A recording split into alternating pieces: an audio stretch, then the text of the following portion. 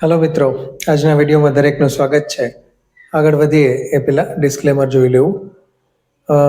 ખાલી ફટાફટ બજારની વાત કરીએ અને પછી આપણે આજના બે મેઇન મુદ્દા છે એની વાત કરીએ તો બજાર પ્રમાણમાં આજે સારું એવું પોઝિટિવ રહ્યું અને છેક સુધી પોઝિટિવ નોડ ઉપર જ બંધ આવ્યું છે અને અપેક્ષા કરતાં પણ વધારે સારું બંધ આવ્યું છે. જો કે મંગળવારની સવારે જ ડાઉ ફ્યુચર્સ અને નાસ્ડેક બંને પોઝિટિવ હતા એટલે પ્રમાણમાં સારું જ રહેવાનું હતું, પણ છતાં ફ્રન્ટલાઇન સ્ટોક અને મિડ કેપમાં કરંટ વધારે હતો. સ્મોલ કેપમાં હજી જોઈએ એવું કરેક્શન પછીના ભાવ ફરીથી એ ભાવે અમુક સ્ટોક હજી પહોંચ્યા નથી. અને આજે મંગળવારે રાત્રે જ્યારે વિડીયો બનાવી રહ્યો છું લેટ, ત્યારે નાસ્ડેક ફ્યુચર થોડું માઇનસ છે અને ડાઉ થોડો પ્લસ છે 70-80 પોઈન્ટ. પણ સવારે તમે વિડીયો જોશો ત્યાં સુધીમાં ઘણો ફેરફાર કદાચ થઈ જાય તો એ પ્રમાણે આવતીકાલે બજાર ખુલશે. પણ બજારમાં હમણાં જેમ કહેવાય ને કે ટેરિફ નું જે કંઈ ડિક્લેરેશન કદાચ આવું થાય છે, જાહેરાત થશે, પણ હજી એટલું જલ્દી પતે એવું મને નથી લાગતું. અને જો જલ્દી પતે તો કદાચ આપણા ફેવરેબલ ના હોય, એટલે થોડો સમય સુધી આવું રહેશે. પણ કંઈક પોઝિટિવિટી જ્યારે આવે, જેમ કે હમણાં ટ્વીટ આવ્યું હતું ટ્રમ્પ સાહેબનું કે ભારત સાથે પોઝિટિવ છું અને ડીલ એમ કે કરવા માટે રેડી છું, એટલે આ બધી વસ્તુઓથી થોડું સેન્ટિમેન્ટ પોઝિટિવ થતું હોય છે. બાકી ગ્લોબલી ઘટનાઓ નાની મોટી ચાલતી હોય છે કે જે આપણા બજારને અસર એટલી બધી નથી કરતી. એફઆઈઆઈના સ્ટેન્ડમાં કોઈ પણ ફેરફાર નથી. આજે જે મેઇન ડિસ્કશન છે એ આપણી બે બાબતો છે, જેમાં એક આપણે સ્ટોકની ચર્ચા કરીએ કે જે સ્ટોકને મેં એક વિડીયોની અંદર આપણે એવું નક્કી કર્યું છે કે આવનારા 10, 15, 20 વર્ષ સુધી પણ રાખી શકાય, આપણે ભવિષ્યમાં વારસામાં આપીને જઈ શકાય એવા સ્ટોક ની શરૂઆત કરીએ. લગભગ 6ની ગણતરી છે મારી.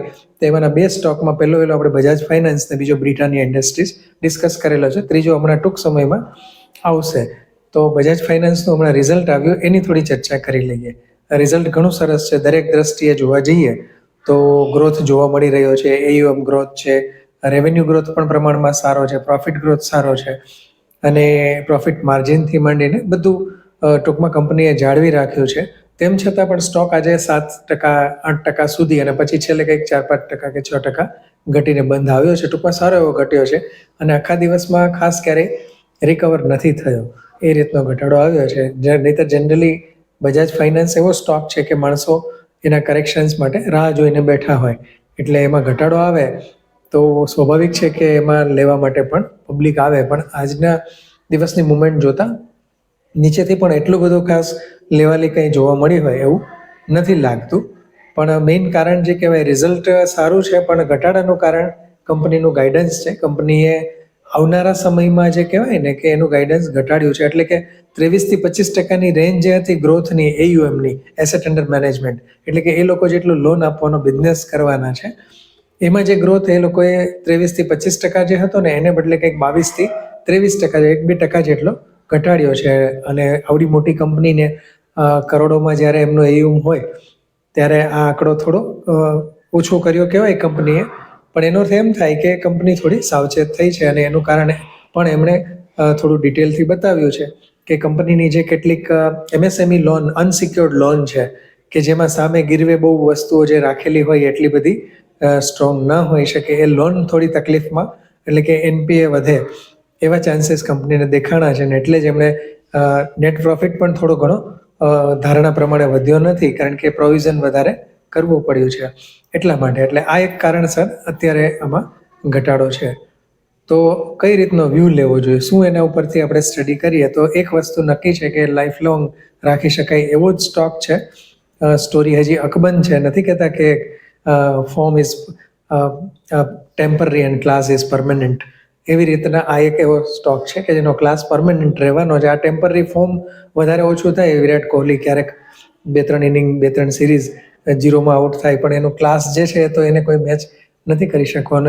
આમાં એ જ વસ્તુ છે. એટલે બાકીના બધા ફંડામેન્ટલ્સ પણ એવા જ છે. ઉલટાનું સારું કહેવાય કે આજે જ્યારે કંપનીને એવું દેખાઈ ગયું કે આ એરિયાની અંદર લોન જે છે એ વધારવી એ થોડી જોખમી બનતી જાય છે, તો આપણે એમાંથી થોડું ઓછું કરી નાખીએ તો મારી દ્રષ્ટિએ તો આ એક ખરેખર બિઝનેસની સારી ઇન્સાઇટ કહેવાય. બાકી સારી વસ્તુ પણ છે, જેમ કે કન્ઝ્યુમર લોન ખૂબ કંપનીની વધી છે અને નવા કસ્ટમર્સનું એડિશન પણ ખૂબ થયું છે. એઆઈ નો ઉપયોગ પણ કંપની ખૂબ સારી રીતે કરી રહી છે. એટલે મારી તો પોઝિટિવિટી અકબંધ છે અને લાંબા ગાળે જાળવી રાખવા જેવો જ્યારે જ્યારે ઘટાડામાં સમય મળે અને આપણી કેપિટલ એલાવ કરે ત્યારે એના વિશે સ્ટડી કરી શકાય. પછી એડ કરવો કે એ તો તમે તમારા ફાઇનાન્શિયલ એડવાઇઝરની સલાહ લઈને કરી શકો, કારણ કે એ આપણે નથી કહી શકતા એટલા માટે.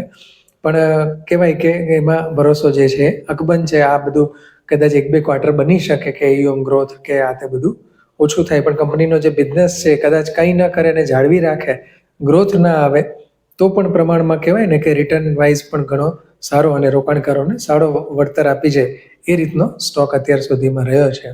એટલે આ તે બજાજ ફાઇનાન્સની વાત. હવે IPOની પણ આપણે ચર્ચા કરી લઈએ. આમ તો 3 છે, પણ એમાંનો એક IPO મને અત્યારે એવું નથી લાગતું, પણ છતાંય જો ઠીક લાગશે, કંઈક હલચલ દેખાશે તો 1-2 દિવસમાં, 1 દિવસ છેલ્લા દિવસ પહેલા એનો વિડીયો આવી જશે. અને જેમાં ખાસ ઈચ્છા નથી અત્યારે એ છે ફિઝિક્સવાળા, પણ મેઇન વસ્તુ ગ્રે માર્કેટ પ્રીમિયમ ઓછું છે એટલે આપણે એની ચર્ચા નથી કરવી. કારણોમાં નથી જવું, કારણો બંને રીતના છે એના જે કંઈ લોજિકલી કહેવાય એ પ્રમાણે. પણ બીજો જે IPOની આપણે ચર્ચા કરવી છે એ છે MV ફોટોવોલ્ટિક કરીને. નામ ઉપરથી ખબર પડી ગયો હશે કે સોલાર સેલ જે છે એને આપણે ફોટોવોલ્ટિક સેલ કહીએ છીએ. એટલે ફોટોવોલ્ટિક સેલ બનાવતી કંપની છે. કંપની જૂની કંપની છે અને પ્રોડક્ટ વિશે કંઈ પ્રશ્ન નથી, છતાં એના જેવી જ કંપનીઓના નામ આપી દઉં એટલે તમને ખ્યાલ આવી જાય કે કંપની કયા સેગમેન્ટની છે. તો એની અંદર વારી એનર્જી છે, વેબસોલ છે, પ્રીમિયર એનર્જી છે, સાત્વિક ગ્રીન એનર્જી છે, વિક્રમ સોલાર છે. આ બધી જ કંપનીઓની જે પ્રોડક્ટ છે એ આ કંપનીની પ્રોડક્ટ છે. રિટર્ન રેશિયો પ્રમાણમાં સારા છે, ROE ROC સારું છે, કંપનીનો પ્રોફિટ માર્જિન પણ સારો છે. અને જે એક નેગેટિવ વસ્તુ કહી શકાય એ છે કંપનીનું દેવું. 3.80 ટાઈમ્સ એની ઇક્વિટીના 3.8 ગણા જેટલું દેવું, જે ખરેખર વધારે કહેવાય. જો કે કંપનીનો ઓબ્જેક્ટ કહેવાય ને કે કંપનીનો હેતુ જે છે આ ઇસ્યુ લાવવાનો એ દેવું ચૂકવવાનો જ છે. એટલે આશા રાખી શકાય કે આમાંથી જે પૈસા આવે એમાંથી કંપની દેવું ઓછું કરે તો રિટર્ન રેશિયો સારા સુધરે. એટલે જ ROE જે છે કંપનીની એ ખૂબ વધારે છે, પણ છતાં ROC ઓછી થઈ જાય છે, કારણ કે વ્યાજમાં જ વધારે પડતો નફો જતો રહેતો હોય. બાકી અધરવાઇઝ પ્રમોટરો જે છે ખૂબ એક્સપિરિયન્સ છે, કંપનીનું વર્કિંગ સારું છે અને છેલ્લા વર્ષના જે કંઈ 3 વર્ષના રિઝલ્ટ દેખાય છે એ પણ ખૂબ સરસ છે. ગ્રોથ ખૂબ સરસ કહી શકાય. 8 કરોડમાંથી 28 કરોડનો સીધો પ્રોફિટ ને 28માંથી સીધો કંઈક 100 કરોડ ઉપરનો પ્રોફિટ છે. એટલે ઉત્તરોત્તર ગ્રોથ કંપનીનો ખૂબ સારો છે. ખાલી એક દેવું જે છે કન્સર્ન છે. અને ખાસ તો રોકાણકાર તરીકે ગ્રે માર્કેટ પ્રીમિયમ તો એ પણ લગભગ 9%ની ઉપર ચાલે છે. અને સોલાર સેક્ટરની કંપની છે એટલે પર્સનલી અવેલેબલ ડીમેટ્સ જેટલા હોય એમાં એપ્લિકેશન કરવી એવો મેં પોતે પર્સનલ વ્યૂ બનાવ્યો છે. અહીંયા આપણે કોઈ રેકમેન્ડેશન નથી કરતા, પણ તમે તમારી રીતે સ્ટડી કરીને લઈ શકો છો નિર્ણય. પણ ઇન્ટરેસ્ટિંગ અને એક સારી કંપની છે. અને લીડ મેનેજર જે છે એ પણ બધા ખૂબ આપણને સારા છે એની અંદર.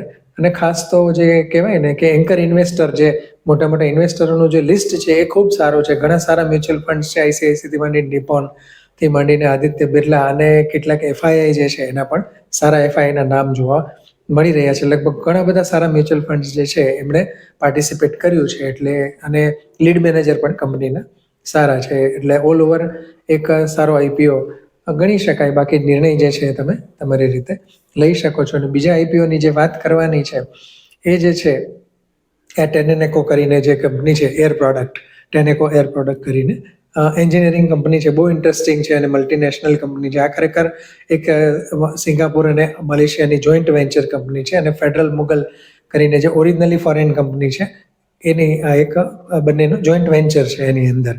અને ઓટોમોબાઈલ સેક્ટરની પ્રોડક્ટ બનાવે છે. ખરેખર એર પ્યોરિફાયરથી માંડી અને બીજી ઘણી બધી પ્રોડક્ટ છે. પણ ખૂબ ટૂંકમાં કહી શકાય કે જે આપણે કહીએ ને કે સાયલેન્સરમાંથી કે એક્ઝોસ્ટમાંથી જે બંધ થાય બળતણ અને પછી તો ધુમાડો નીકળે, બને એટલો ક્લીન નીકળે અને એર પોલ્યુશન ઘટે, એને લગતી બધી પ્રોડક્ટ છે. કંપની ઓટોમોબાઈલ સેક્ટર માટે ટેનેકો ખૂબ જાણીતી અને ગ્રુપ પણ જાણીતું છે. કંપની ઘણી સારી કહી શકાય.